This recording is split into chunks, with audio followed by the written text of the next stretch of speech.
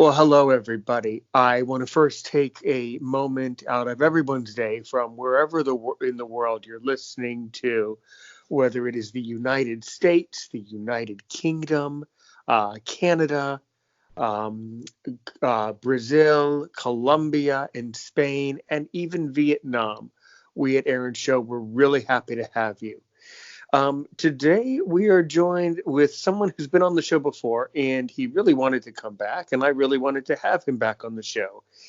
His name is James J.C. Laird. We're really glad to have you. And James' friend is also named James, and he goes by V, apparently. So I'm sure our listeners will find this all very entertaining. And by the way, so our guests today are James and James, and your host today is Aaron, Aaron. Okay, so let's get right into it with James JC and James V. Go ahead, introduce yourselves. So, welcome and hello to everybody worldwide, and perhaps even people from not to this planet. I've heard that there are a few people from the International Space Station have started listening in on radios, so you never know where this will end up these days. As was stated by our beautiful host, I have been on here once before. Really enjoyed myself. Had a lovely chat about situations, circumstances, and some of the nonsense I've managed to get myself into. And over to yourself. Yeah, hello. Hi, Aaron. Like Aaron said, my name's V. I'm one of JC's. We're pretty much like family now. We've known each other since the first undergraduate year of our university years. For about the last 7 years, we've known each other. So it'd be good today to we can tell you lots of stories that we've things that we've done together. So it should be fun. Well, I'm glad that both of you are here, and I can tell you some stories that I've been having. So where do you want to start today? JC, do you want to start off with telling me about some of the things that have been going on that you wanted to do, or V, do you want to start? Who wants to start here? And then I'll go last, but who Okay. wants to start? Well, I think it'd probably be more succinct for myself to go first and kind of catch up on where I've been at, and then that can kind of give you a few things to germinate and thought process, and no doubt you've got some questions written down for me. Yeah, and I'll jump in and add jokes. So, since last we talked, I moved back from living in near and around Richmond in Virginia, Fredericksburg, and I'm now back living in Manchester in the United Kingdom. I've been here for a few months. Got myself resettled back in, seen family, seen friends, and kind of picked up where I left off before the whole journeying began. The only kind of major addition is I've started, I suppose, taking more physical and mental health activities, I would say. As of very recently, I've managed to set up a new the mental health business that I mentioned to yourself once before has grown arms and legs and is now pretty much up and running, and I'm looking to start testing it and see how it goes. On the physical side of things, improved diet, more exercise, hashtag gym life, and above all else, I've just been trying to stay more positive, I suppose, like especially in this time of year where, let's face it, in the UK you can have 4 hours of daylight, if you can call it daylight. You know, it's a very good murk we have. We don't really have a good daylight, we have a good day murk, with the greyness. So it's been really difficult to stay as positive and stay as active, but that's kind of been my main focus as of late, staying positive and keeping active. Yourself, Eve? Here, I can vouch for that. I can definitely relate to that. Like in the UK and other parts of the world, the limited daylight. But yeah, the winter in the UK is quite difficult. It's very bleak, very grey, and that really affects people's mental health. Whether sad, seasonal affective disorder that many people would say they have, but I think it does affect everyone to a degree. No one. I don't know anybody whose favourite colour is grey. So you look outside, and it's just a natural impulse to feel a bit down. So I think it's especially important, like JC has just said, to keep positive. Exercise is very important. Get those endorphins released, especially in my opinion early on in the day, and then you set for the rest of the day. keep up to date with social activities, even increase them, I would say, and keep on top of your diet, because if you have a good diet, if your gut is healthy, your mind is healthy. That's also very important. So I would vouch for all of those things. What about yourself, Aaron? You hinted at some traveling. Well, I can tell you that my favorite color is gray, Oh, and okay, you are the first then. Okay. I am of course I'm being facetious about that, but Right, I thought that. so now let's go back a little bit. So V, by the way, are you visually impaired? Are you blind, V? So I'm not, no, like James literally just JC just literally told me today that I can like kind of like jump in. So like my experience is like from the outside perspective. So I've been around JC. I've kind of seen from a different perspective of what he goes through day to day. I've seen how it's evolved over the years from first meeting him as well, and how the challenges have changed, and also Right. how the use of technology, particularly his latest glasses, have helped him with the daily challenges and made things a lot easier. So I've been there through different aspects and different experiences of like the challenges, and seeing how he's evolved and how he's evolved as a person, how particularly with his eyesight it's changed over the years. So I'm coming from that perspective. The reason I asked Yeah. is because I did want to start telling you about my recent vacation that I got home from last week. So there is an organization right there in Leeds, basically right in your neighborhood. Well, obviously not in Manchester, but in Leeds, called Travelize Ltd. This is an organization that basically provides holidays around the world for VI, or as they call it, visually impaired people and sighted people. The way it works, basically, you sign up for a holiday, and if you're visually impaired, you go on the holiday, and if you're sighted, like you, V, you act as a guide. And you basically guide the VI, as they call it, through the holiday. And it's a lot of fun, and it's just an amazing company, and the holidays that you can go on are just totally all over the world, all the continents, and it's interesting you've never heard of that one, because they're right there in England. Me neither. But hearing from you, Ahmed, like it sounds brilliant. It sounds like a job application, and then. Well, I was thinking I would love to be one of those volunteers after hearing about it. Well, off the air, I'll send you. Well, you know what? I tell you what, off the air, you can certainly reach out to me directly, and I'll get back to you. I'll send you the website. And a little bit more about me, V. So my academic background is I have a bachelor's degree in international relations. Oh, but by the way, listeners and you at home, if you already know this, it will not offend me in the slightest. You can fast forward the video here, because I'm going to retrace my steps. We just don't want to bother you at home. But yeah, I have a bachelor's degree in international relations. I speak French. I've been to France 3 times, England once to study abroad. I lived there in University of East Anglia, Norwich. Wonderful place to live. Lived there for 3 months. I've also been to Austria, Poland, Amsterdam, the Czech Republic, and I've even done some volunteering around the world in the Caribbean.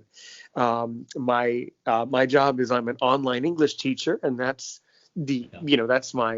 how I make my living, teaching the world the global language of English. I've never gotten anyone from the International Space Station, but I have gotten someone from North Korea. So that's even more concerning than the International Space Station.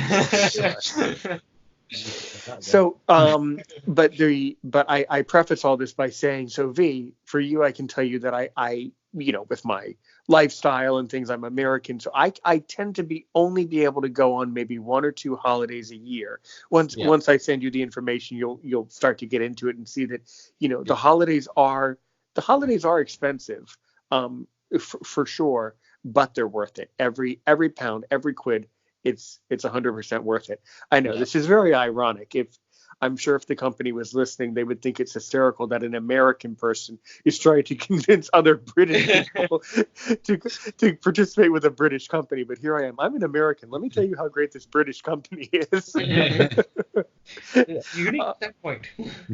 It's very unique. Yeah, indeed. So my next trip that I'm going to do with them is I'm taking my father on a holiday in June, and we're going to go to Spain. So they have a Spain trip, and that's a wonderful place to go. Where in Spain? What? The what? Where in Spain? I will go to Spain in June. Mm-hmm. Yes. No, sorry. Where in Spain? Like, is it going to be or Madrid or? That I don't know, because I don't know the Spanish cities. Not sure. Mm-hmm. Okay, well, fair enough. I hope you enjoy it. I've been all over this past week, my brother and I did a New Year's cruise with Traveleyes, and we sailed on the River Rhine. We visited a lot of German cities, and we even visited Strasbourg, France, which was definitely the best city, and it was a wonderful holiday. Mm-hmm. Nothing to do with the language, nothing at all. Could have been. Mm-hmm. It was painfully cold in all of the cities lately in Europe. It's been painfully cold. Mm-hmm. I mean, I suppose it's snowing pretty hard where you are at the moment. I've got some friends who've been reporting a few inches. Yeah, we haven't gotten snow where I live. There's been luckily no snow. We had some rain at the beginning of the week, but no snow. Fair enough. We've actually been, I was actually talking to a few friends about this recently, because I was surprised we didn't get some severe snow this year, because the last couple of years, last year especially, there was a story of a man who got caught in a snowdrift for 3 days. Just the amount of snowfall landed in his car and no one realized he was there. It's been bitterly cold and windy and icy and snowy over the last couple of years, and then this year I didn't see any. Wow. Interesting. Mm-hmm. I'm anticipating February. Yeah. That's what it's been like late in the last probably 5 to 8 years, about 8 years maybe in England. Really? Anyway, my experience anyway from where I've been living. Yeah. And remember in first year of uni, like the place was shut 4 days early because the amount of ice that had built up. Okay, in the last from 7 years ago. Yeah. Yeah. It's to fill you in on this, Aaron. We have typically British, we have to have something of our own. We can't just share. No. We have weird ice. We have weird snow apparently. And the way it was described to me is we get the snow that it lands, forms a drift, and then melts slightly during the day, and then becomes solid ice over the night. Oh, jeez. Drifts become really thick, so you can have like 1.5 feet of ice build up rather than 1.5 feet of snow build up. So it's not even a case of just get the plows out. It's a case of, get the pickaxes out. That's dangerous. Unless you've got a combine harvester, put some pickaxes and chainsaws on that. That's a great image. One of those, what's that, like the landmine cleaners, a spinning thing at the front of it just ploughing through. I don't know. So the only thing I can think of that would get through some of the ice I've seen there was a car actually that was frozen solid. You saw the car and it's about 3 inches off the ground because of the ice that had built up on it and underneath it. Just a solid car ice block. That's another good image. That's just bizarre. Mm. That is bizarre. That is the strangest thing. Mm-hmm. I'm hoping for some of that now, actually, because I love bizarre. I'd rather have bizarrely warm weather. Thank you. You won't be the only one in this country that'd say that. Yeah. I want the sun. I want to bring back my t-shirts and my skinny jeans.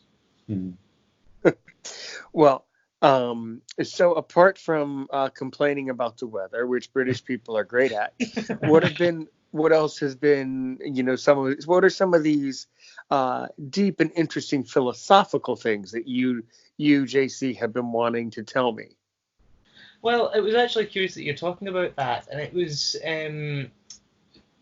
the reason that came up actually was because I had a very interesting idea Now, the first place I believe you can celebrate the New Year is places like Sydney and New Auckland Zealand. in New Zealand and such.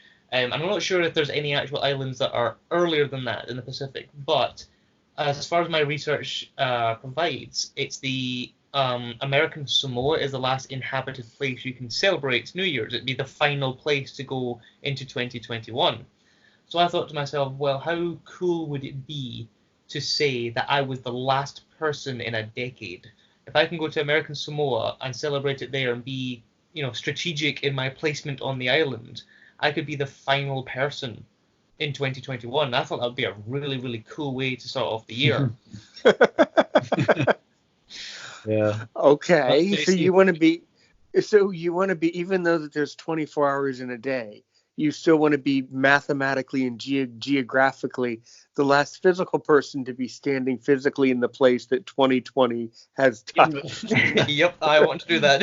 That's a really cool I idea, exactly want to do that. to be honest, and to be able to say that I mean, after it's like into the next year. Because like I remember telling yourself, Aaron, that the challenge one of I set myself was seeing the sun rise and set in the major oceans of the world, the Atlantic, Pacific, and such. And I've been able to do that, but now it's kind of that way of, now that I've done that, what's my next travel goal? What's the next travel, achievement I want to reach?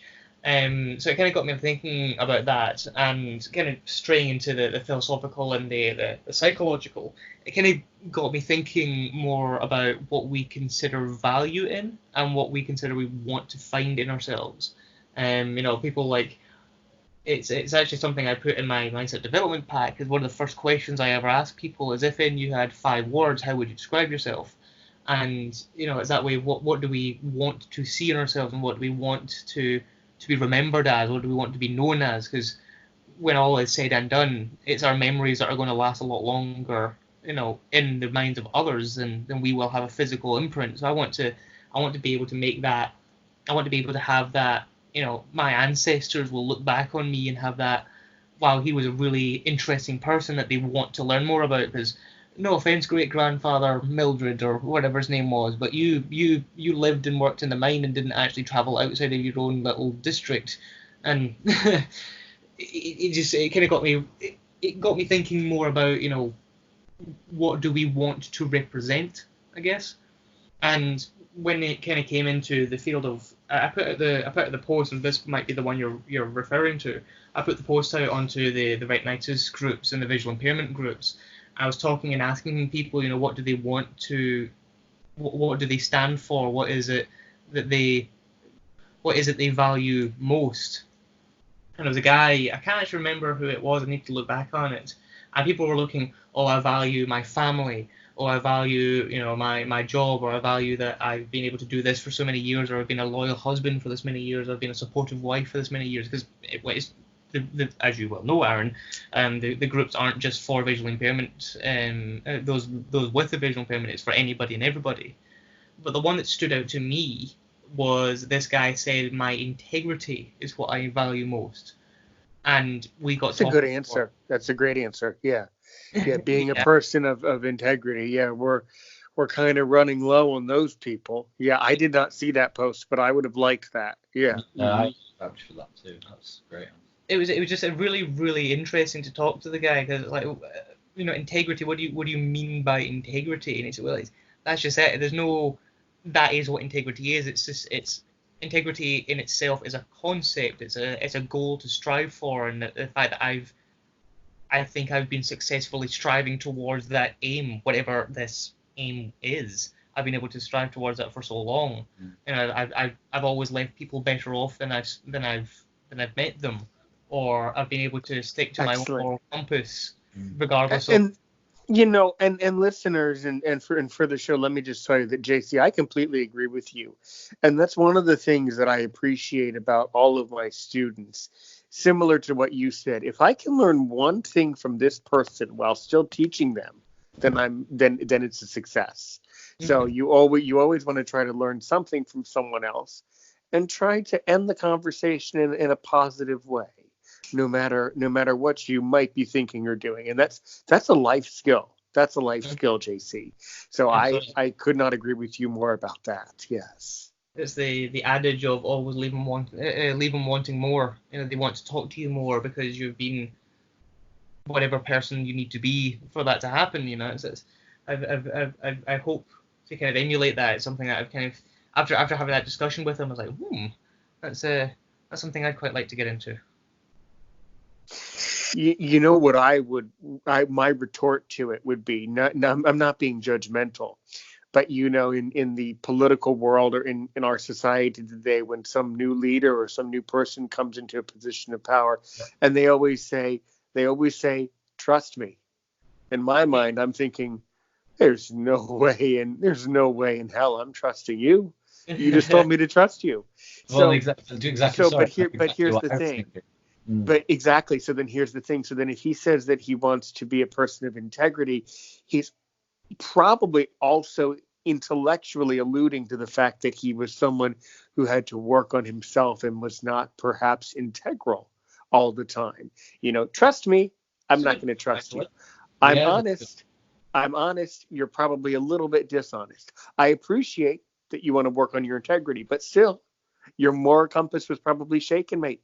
You were probably shaking around, So, of course, I have no idea who it was, and there are so many posts, James, that you post so beautifully, and in such a eloquent and perfect way that I rarely read all the posts. There's just too many of them, but I certainly believe that one. I'm sure that was one of the good answers you came up with along the way there. Yes. Yeah, it's actually you've kind of got me thinking there, because in I think it's Taoism rather than out and out Buddhism, the yin yang. I had a feeling you were going to get there. That's what this. I had a feeling you're interested in that. Yes, go ahead. That's kind of that idea of there must always be something to compare against to understand it fully. Because if you've never done something wrong, you've never really felt anything right. Is that we've order exists without there being at one point at least chaos. Precisely. And I just want to come in here and add that one of the things that I teach some of my students while teaching English is sometimes when a student is at a very advanced level of English and they want to talk about their life and they want to talk about the struggles that they're having in their life, one of the things that I'm going to say that I am a fairly good believer in this. I'm a fairly good believer in karma, and I have seen it. And I believe that if you do the right thing, like we do, we're going to get help. If you do the wrong thing, you're going to get hurt. Mm-hmm. But here's the problem, and you really touched on it. You really pulled it out. This is exactly what I know to be true, or what I intellectually believe could be true, is that we, just like when we say, trust me, I'm not going to trust you. Well, you can't always, it's impossible for us as human beings to always be right. I've made mistakes. So have you, JC, so have you, V, because we're all humans. We're all people. So it's impossible, and I'm not going to try. It's impossible for me to be perfect every single time I have some interaction somewhere, somehow, someplace. Mm-hmm. It's impossible to be perfect. So I'm not going to try to be perfect. What I'm going to try to do is I'm going to try to improve on things and improve on how I understand things as things go on, as the years of my teaching and travels go on. Just kind of take it one step at a time as I go along. But I do believe that if you if you only want to do good, that's great, but you're also going to make mistakes. And then through those mistakes, you'll learn to make good. So I think it is an equation of inputs and outputs. Definitely. I think it is. Mm. Well, I was actually just saying to V there, actually, that you're a big proponent of mindfulness and being aware of where your actions and repercussions go out to, aren't you? Yeah, where you feel your place is in the universe. I'm big on personal development as well as you two are. Definitely karma as well. You mentioned karma. I've definitely experienced karma in my life so far. I've seen it happen, so I definitely believe in that. And if you want to get further into it, everything is numbers, isn't it? If you want to talk more expansive, in like the universe is numbers going on all the time. Everything is math. So I don't know if either of you want to go there on the next step. But I but I myself consider myself, Buddhist and Taoist, by guiding principle in life. So it's one of the best stories I ever, tell people when they're asking me about, Buddhism and about karma and such, is when I went to Thailand and when I kind of like made that, because I'd stepped away from Christianity because I just never really felt it was right for me. I felt there was gaps missing. I felt there was parts of it that were, just didn't match, or it didn't fit right as to be a guiding compass for me. There were too many things that rang a little bit hollow. So I kind of went looking for spiritualism, and it led me to Buddhism, and I kind of always agreed with it in principle, like as a philosophy. I never really saw it as a religion as such, but karma was kind of the part that made me think, no, that's where it becomes a religion. And he explained it as if he took me to this bird pond of all things, and it was this marble bird pond with, a finger's width of water in it. He said, okay, well, tell me what you see, and he tapped his finger into it. And I'm thinking, right, okay, this is some like, Zen master, mess with your mind trick here, right? I'm thinking, what's this kind of, what's this meant to be? What's this all about? And he goes, oh, in seriousness, what do you see? And he touched the water again. I was like, okay, I see you touching the water. Yeah, okay, keep watching. He touched it again. Tell me what you see. He was like, well, okay, I'm seeing the water moving. He touched it again. Okay, I'm seeing these ripples. And he goes, exactly the ripple effect, right? And that was like, oh right, oh god, duh, I should have seen that coming. But what he did was he pointed out that your actions he touched the water. Every action that you take has a ripple effect, and everything that happens goes out and interacts with everything else out there. And the harder and the bigger your action, he slapped the water, the more the wave and the more the ripple will affect. But at the same time, you're responsible for how much of that ripple goes out. I'm thinking, oh wow, that's different. It suddenly kind of puts that quantifiable aspect of your actions aren't just consequential because, action equals reaction. It's what you put into it also means what you'll get out of it. And it goes, very good, right, okay, so I'm going to do one last thing. And he touched the water again, so what do you see? And I'm looking like, I'm not seeing much else. And he goes, okay, touch and keep watch the ripples. He touched it, and the ripple went out to the edge of the bird bath, bounced off it, and then slowly worked its way back into the center. And he said that there is why Buddhism and Taoism as a religion works, because it's that faith, that belief that your actions will come back to you. And if you put the actions out there of good, they'll come back to you in good ways. And it's that if you put the action out there negatively, they'll come back to you and affect you negatively. And I thought, wow, that's powerful. That's very interesting. I've never heard that before. It was a really good way of putting it into perspective, and I thought, wow, that's very much what I'm all about. That's fascinating. So I can see that. I can completely understand that philosophy. That makes sense. Yeah. Mm-hmm. And it's true. That was kind of that was one of the philosophical, psychological points that we'd kind of alluded to in our previous discussions. That was one of the things I'd saw about, and I actually meant to talk to you about it in our original chat. But things, as these conversations do, they go all over the place. Now we've got an extra person into the mix, and you go, oh boy. Oh, well, some people maybe I like that, but thank you. I know, the pattern of conversation, you never know where it's going to go, especially with three people involved. That's in the the beauty of life, isn't it? So you don't know what's around the corner. Look at you, Senpai, being all zen. Well, it's come to that tone, hasn't it? So.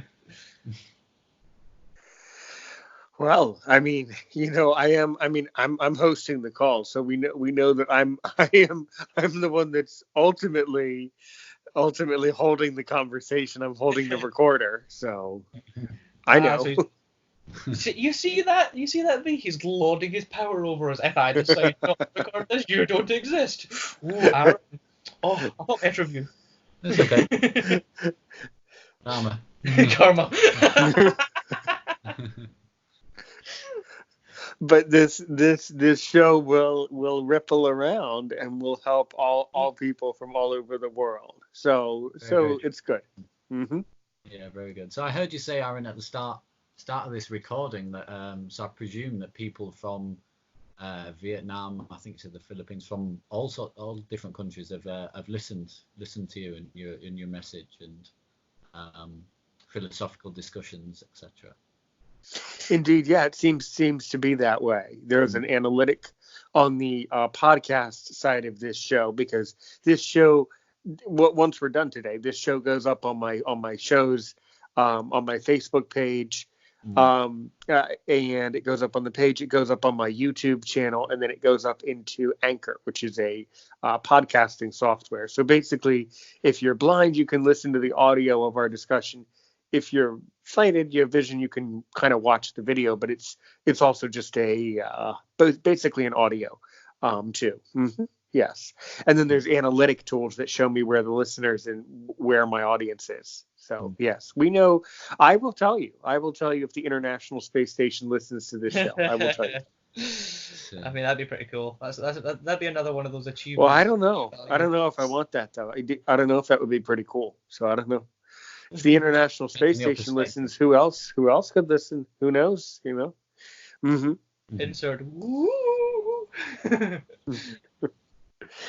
Yeah, but so let's go back to something. I'm glad you brought up Thailand, because I too am very interested in Thailand. So what other activities did you do in Thailand? Tell us all about that. Well, I was quite fortunate, actually. This is before I met V and before I actually carried the stick, even. I was in college, so at the end of in England, at the end of high school, there's 2 years of a kind of a stopgap where you work into apprenticeships, you work into universities, you work into a profession, such as like hair and artistry and of the more creative, less academic side of things. It gives you that boost to get you into that field. So while I was there, I made very good friends with a Thai woman, and she I kind of feel it was more of a blasé offer, I thought, well, if anyone ever wants to come to Thailand, you now got a friend to do it. And well, me being very eager to travel, I took that up for all it was worth.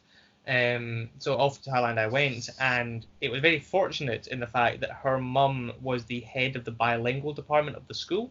So I ended up doing kind of a work abroad holiday. So I worked in the school for 3 weeks.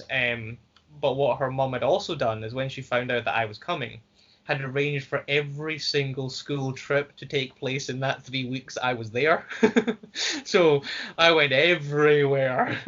I went to Monkey Mountain, I went to Sacred Groves, I went to ancient temples, I went to mountaintop resorts, I went to jungle retreats. It was absolutely amazing. Wow. All the things I saw. Sounds amazing. And it was actually on one of those trips where we went to I think it's one of the oldest Buddhist temples in Thailand that we went to. It's all completely hand carved from wood and is being upkept in the traditional styles.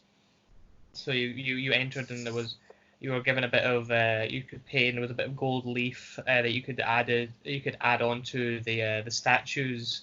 Obviously no shoes. Walked around, and it was incredible to really be a part of so many things. But one of the things that I really stuck out with me, outside of the whole religion aspect and a more comical note, was the time that I, who has an international master's of business administration, who likes to think of himself as a bit of a clever clog, was outsmarted by a monkey. I see. I was, in absolutely every sense of the word, tricked and outsmarted by a monkey. This happen a lot, especially with clever people. We took a trip to Monkey Mountain, and where the city that I was staying in, I forget the name, has been expanding out and reaching towards the coast, and has been expanding along the coast. There's been a spinnaker, a spire of rock that has jutted out from the coast, and became a preservation area for the wildlife because of the amount of rapid expansion the city had gone through, that they realized they need to do something to maintain the ecosystem. So it became a national park, and the monkeys very quickly lost the fear of humans because of the amount of interaction they had with us, which is great, because being able to have that interaction with wildlife is very important, I think. So as you enter, you're given a basket. It's got plums and bananas and mangoes and various other things in it that you can go and feed them. So we're going around and we find one of the first stopping points. We stop and we offer the mangoes, we offer the plums, we offer the bananas, and they by the end of it we're left with these bushels of bananas. And the monkeys kind of like had their fill. More people were coming, so we thought, right, okay, we'll move around, we'll continue on.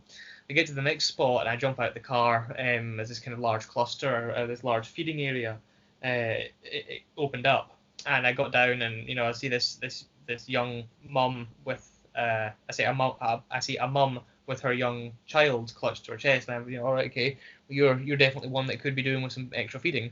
So I take I pluck the banana off of the hand or whatever you call it, the cluster, and offered it to her, and she wanted the bunch. Yes, the bunch. The yes. bunch. Thank you.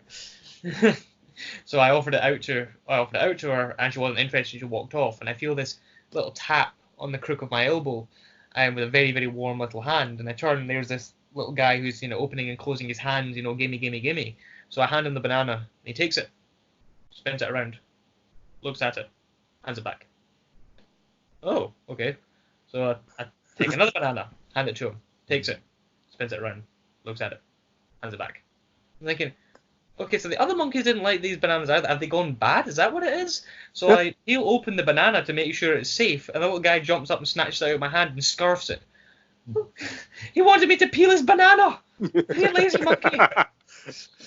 I see. That doesn't surprise me at all. Yeah, monkeys are incredibly, a lot of animals are actually incredibly intelligent, more intelligent than we're even aware. So that the ability for the monkey to be able to manipulate and negotiate with you to peel his own food, that doesn't surprise me in the slightest. Yeah.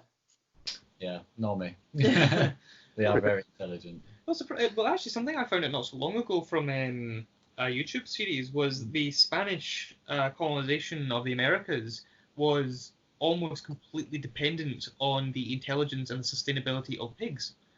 They deliberately brought pigs with them over any other animal because pigs are cleaner, they were smarter, and unlike cows and sheep and such, which have to be quite a persnickety over what they can eat, pigs are they'll be happy with anything. So they deliberately brought them, and they would deliberately find islands that had no habitation and lots of vegetation, and just leave a bunch of pigs there and come back 6-7 months later and harvest them up, knowing full well that without natural predators that the pigs would just munch away. It's actually a story. I'm not sure if the story was true or not. They said it in the show of people migrating further inland and discovering pigs with tags on them. You think, how the heck did the pig beat me here?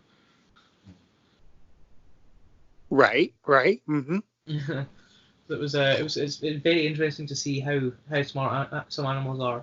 Have you had much interaction with animals when you lived in while you were living in China, Steve? I held a few big snakes in a zoo.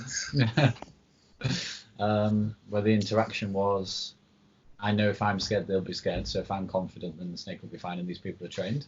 Yeah. So that was my interaction. I mimicked some parrots in the same zoo in Shenzhen in China, and that was it really. Yeah, I'm not. I actually saw a wild monkey in Shenzhen. I don't know. I'm not sure if it which was quite a rare sighting, a wild monkey. So that was amazing. I'm not sure if it was mentioned, Aaron, but V has just come back from living 10 months in China. He's been back for what, a month now, if that. A month and a half, maybe. So he's just back from having a wild experiences himself. Fresh out of China. Yeah. Fresh out of China. Well, that's incredible. Yeah, I love snakes. I adore snakes. In fact, do you? Yeah. I volunteer at my nature center in my community, and they have snakes for me to care for. And a couple days ago, I fed the snakes, so I adored doing that. Oh yeah, I love snakes. Mm-hmm. What type of snakes were they? Corn snakes, what we would call rat snakes, small East Coast U.S. smaller snakes. Yeah. I wish they had. I wish they had ball pythons and some of the bigger guys, but they don't anymore. Yes. I had at least one python around my neck in in Shenzhen. One of them was a python, and they're heavy, very heavy. And I could Yeah, feel they're big animals. Yeah. I could feel it. It had been very tame, but I could still feel a little instinct of wanting to tighten, and it was naturally tightening a little bit. Yeah, they do that anchoring is what it's called, where Yeah. they use their muscle to hold on the anchor. Yeah. Yeah, but I knew I was confident, and these guys had been trained, and I entertained a lot of kids as well who were walking past. So that was great. Well, that's great. Yeah. That's great. Yes. Yes. So long as no snakes were harmed in the performance of your interview. Oh, thank you for your consideration. Yeah, I was fine, by the way. You're fine. I was a snake. Yeah. Yeah, I just want to make sure the snake's okay. Yeah. How was the snake? Did they ever write back? Yeah. The snake was better after having that experience with it. Yeah. Well, good. Joking. Very well put. Very well put. Just a joke. So that was. I see. Yes. Yes. Yes, and our nature center does have wild birds too that are cared for, but they are not nearly as exciting as snakes. A bird like a hawk just kind of sits there. So it's not as stimulating as a snake. No. They're very. But They're very but similar yes. birds, I think, aren't they? They're all very predatory, and they kind of move and act the same. I think they're very similar, a lot of species of birds. But as you said, I agree with you. I think snakes are a bit more interesting. It depends what I love predatory animals. I'm really Yes. yeah. So But even more interesting than that, what were you doing in China during these past 10 months? well, there we go. So my girlfriend is Chinese. We met in England. We were living together, and she was a student in England. While she was at university, we got together, and then after the original plan was she was going to try and stay in England, get a job. So there were like a few options. One of those was an employer had to sponsor her to stay in England and work for them, and with that there is a small fee that they have to pay for, etc. She's finished with the best grades, couldn't get a job that reached the threshold of the visa, was going back to China, asked me a few times, will you come with me? And okay. So I said yes, and then I went with her. So I arrived on a tourist visa initially. We arrived in Shenzhen near Hong Kong, so sightseeing for the first maybe month, which was amazing. I wanted to go to China for like the past 5 years at least, just because it's so culturally different to England. Amazing experience. That first 3 weeks, especially when everything is new, the food, sights, everything, the language. And then I taught English. So when you said you taught English earlier, I thought, oh, well, I've done that recently. So I did that in, we say primary schools, they say public schools there. And then I finished working in a training centre from my students. My youngest one was 20 months and my eldest was 8 years. So I was very busy. Very busy. Well, See, I think you moved around quite a lot as well. Well, that's great. You've seen more of China than me. Yeah, we travel quite a lot. So yeah, it's a real experience. For me, the most interesting thing about it was seeing how the average Chinese person lived. The quality of life, what was available, what government services were available, what they typically get on a daily basis, the social to the culture, what traditions and things. That was the most interesting thing for me. So I spoke to quite a few Chinese people who found out. We got invited to dinner at various places and kind of got integrated with families and practiced my Mandarin, got challenged on my Mandarin. So that was the best thing for me, was actually finding out what the local people to where we were living, what they did day to day, and obviously they're really interested with anyone anyone from the western side of the world, if you like. So it was a good cultural exchange. You made me snicker there. Where you say, I got invited for dinner. Like, what time did you leave? How many hours later after the meal had been served did you leave? Well, initially I didn't leave, and I had to get dragged out because there was no supply left. So we're gonna run out of rice. We're living in China. We're running out of rice. This man is a bottomless pit. You know, I have a hyperactive metabolism disorder, and he still eats more than me. that is true.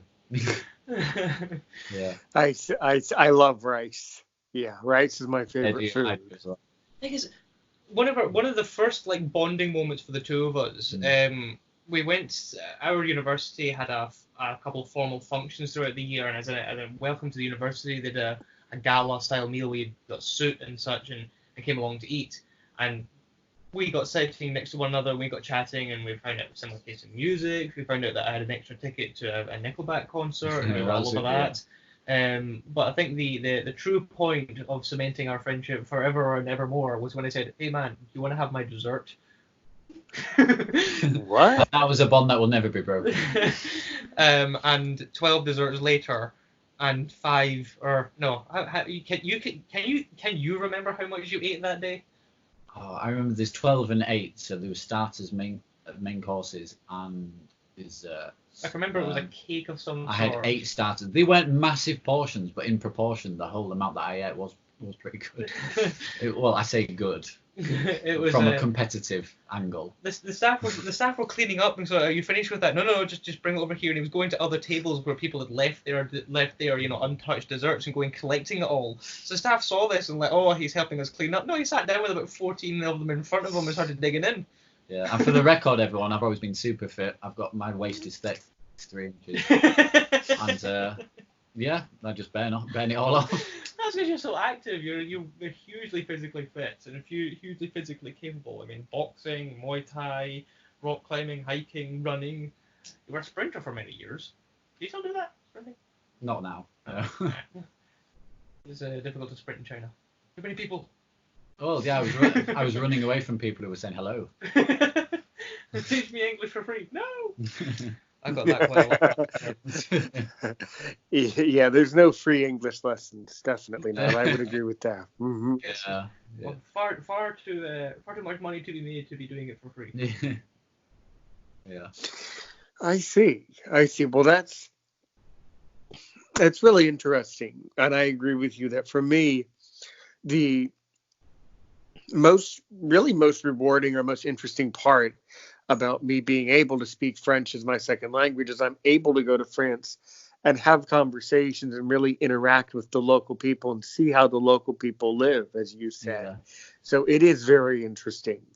But so tell us and tell me, how do most people live in China? What are some takeaways or observations? I'm aware that Chinese listeners that may be in the future.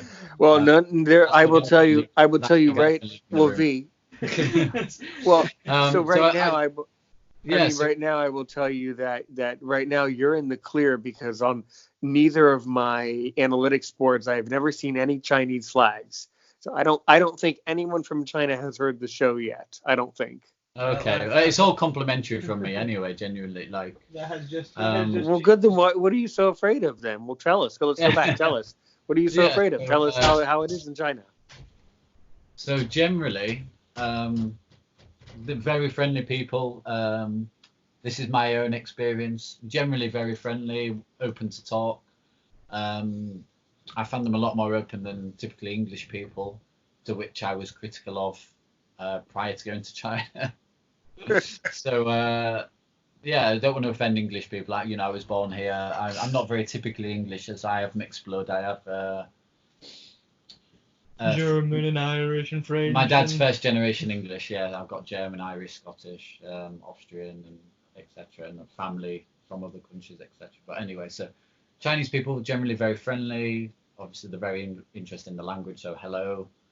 You do stand out, even in the high populated cities of the foreigners. Well, at 6'2" in a land of the average height of men is 5'8" to 5'10", I've been told that we do stand exceptionally out. good looking. Yeah, obviously. Get more Should Yeah. I explain this? I think I'm better. Do you want to introduce yourself and jump in? Oh yes. So Aaron, I'm James's. So that's me shut down. And yeah. So Aaron, V's earlier comment about being aware of Chinese people listening is that just at that moment, his Chinese girlfriend popped her head into the room and gave us a wave and gave us a thumbs up. So she's currently listening in and is introduce yourself. Okay. My name is Yao. I'm James's girlfriend. Yeah, the one who has been mentioned a lot. The only one. Yeah, and then I know what he's been complaining about and suffering from in China. So if you don't mind me saying, I can help. It's for listeners listening in and giving an audio or a visual representation, the two of them looked at eyes, and the head tilt and the nods and the raised eyebrows that fluttered between the two of them was magical and tense. You're making my job a lot easier. I didn't even need to provide color commentary there. Wow, they're loving it on this side of the on this side of the podcast. This is great. Yeah. Mm-hmm.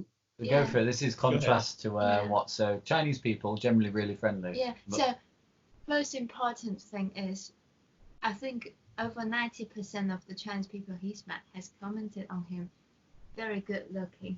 Sometimes the first sentence is that is, you look very handsome. And then, but he complains about those people as not fun enough. And like they just he can't get a lot of emotional intelligent or intellectually intelligent people to play with. Yeah, and this will cause for future Chinese maybe, I don't know how easily offended people are, but so this was a struggle for me personally. Yeah. There's a difference in emotional intelligence with the average Chinese person than the average person living in England, which I found. That's my own experience. Yeah. What do you? I mean, I'm not quite following that. So give us more information. What do you mean? Okay, so I suppose there's less how you're getting on today, how you feeling. I'm sorry you're unwell. I would suggest this for you to get better. In China, I found someone would, in my experience, this is my experience again, if you were unwell and, for example, I hit my head accidentally on some scaffolding in Vietnam with a woman who was trying to sell me something, was distracted by it, hit my head quite bad, quite a bad injury, and then I was teaching English the next day, not well enough to come in, and if you don't have a note from a doctor to say no, you can't come in, then basically no one believes you and you're well enough to do anything. So that's probably the simplest way I would put it. Or if you look fine to somebody, then you are fine. You can tell them I'm not feeling fine, but if your eyes are open, then you are. So that's. I would, to be fair, I would actually agree with that quite strongly. There is a very big divide in, I would say, most Asian cultures, because I've been to various Asian nations. There's a very big divide between professionalism and personal. Whereas you can become quite good friends with employers, employees, and co-workers. My experience in working with Chinese schools, with various Chinese organizations, even Filipino and Thai organizations, there is a very, this is what we do, this is when we do it, and this is how it will be done mentality. And then once quitting time comes around, then on a more social level, where the again that clear divide, this is the time we will be working. We do not talk about social life. We do not talk about external forces. I very much experienced that, so I would concur in that regard, that there is that kind of very high expectation of work ethic. So I would agree on most of those points. Which ones do you not agree with? That's more interesting. The ones I don't particularly agree with, I found people would be caring over your well-being and such if their linguistic skills were big, Yeah. or their great interaction with That's foreign. exactly what I was thinking too, because a lot of languages, even my second language of French, French people kind of live in the moment because of this concept of basically this concept as we call it in English, but for me, I know what it means. This concept of raison d'être, meaning this reason to be, this constant state of being. And because of this state of being, French people do not express out loud that they're excited about things. You can't really say, I'm excited.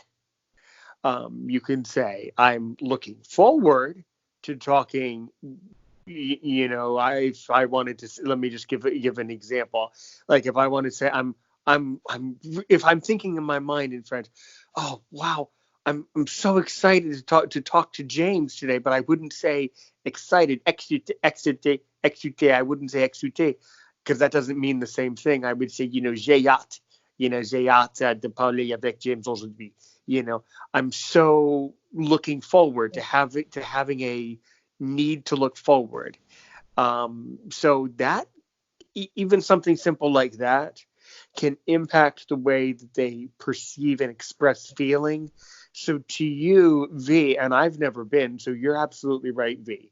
But what all I will say is I slightly disagree with it only on the basis of obviously people in China are people, and if you have strep throat, or if you have an infection, or you feel horrible, you would feel horrible physically, but you would not know socially how to express it in the same way.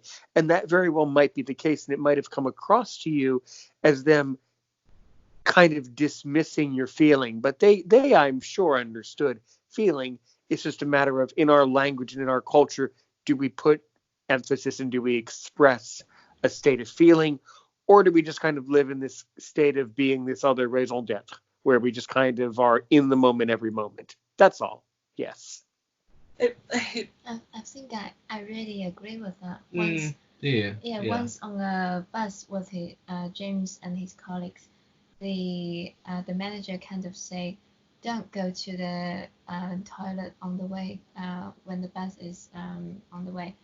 But she actually means, could you not please go to the toilet, because it will bother our whole journey, and you can go to the toilet in the next few in about 10 minutes. But she didn't say it properly because she just directly translates from Chinese to English, and in Chinese this means very polite and very good, but she didn't know that. So I found it lots of so I would agree with those. There were elements of that, and obviously the translation, but I still stand by that.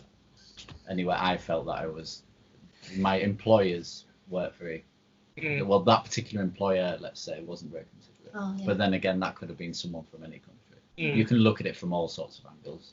Well, the thing is, I've seen both sides of the argument. I have experienced people who are, it was very weird actually, because I tried having the conversation with a colleague who was Chinese, spoke very good English.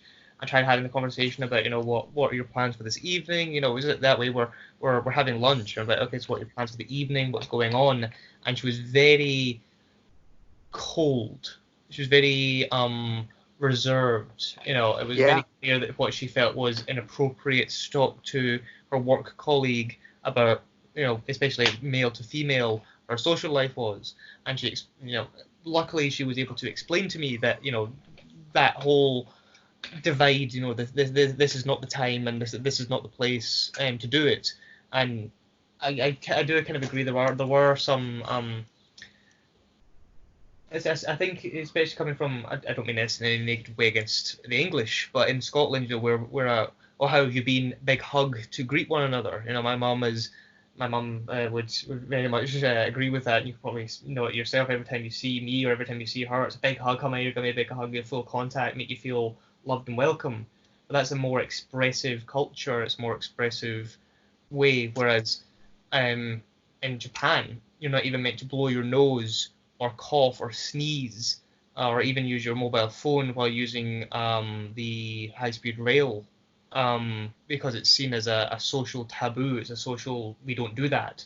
So again, the ability to freely express ourselves in England, in Canada, in America, and in European Western society is much more allowed compared to that. The more